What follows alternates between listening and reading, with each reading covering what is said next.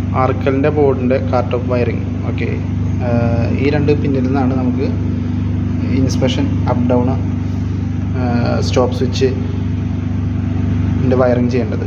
Okay, അപ്പോൾ ഇതിൽ first ഈ സൈഡിൽ കാണാം HD1 HD2. HD1 നിന്ന് നേരെ നമ്മുടെ ഇൻസ്പെക്ഷൻ സ്വിച്ചിൻ്റെ NO കോണ്ടാക്റ്റ് ഉണ്ട്.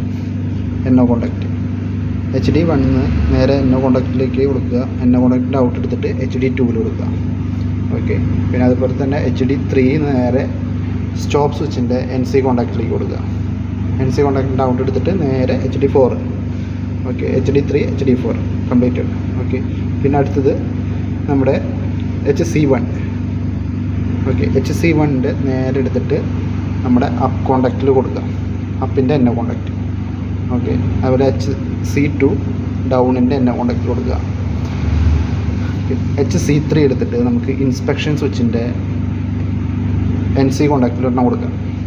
ഓക്കെ, അതേ കേബിളിൽ തന്നെ നമുക്ക് കോമൺ ബട്ടൻ്റെ NO കോണ്ടാക്റ്റിലേക്ക് കൊടുക്കുക. പിന്നെ ചെയ്യേണ്ടത് NC കോണ്ടാക്റ്റിൻ്റെ ഇൻസ്പെക്ഷൻ സ്വിച്ചിലുള്ള NC കോണ്ടാക്റ്റിൻ്റെ ഔട്ട് എടുത്ത് നേരെ നമ്മൾ HC4ലേക്ക് കൊടുക്കുക. ക്ലിയർ?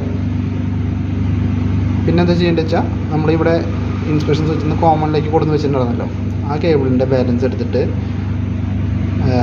അപ്പിൻ്റെ NO കോണ്ടാക്റ്റിൻ്റെ മറുവശം കാര്യമാണല്ലോ, അതിലേക്ക് ഒന്ന് കൊടുക്കുക, കണക്ട് ചെയ്ത് കൊടുക്കുക. അതേപോലെ തന്നെ ഡൗണിൻ്റെ NO കോണ്ടാക്റ്റിൻ്റെ മറ്റേ ഭാഗത്തേക്ക് കൊടുക്കുക.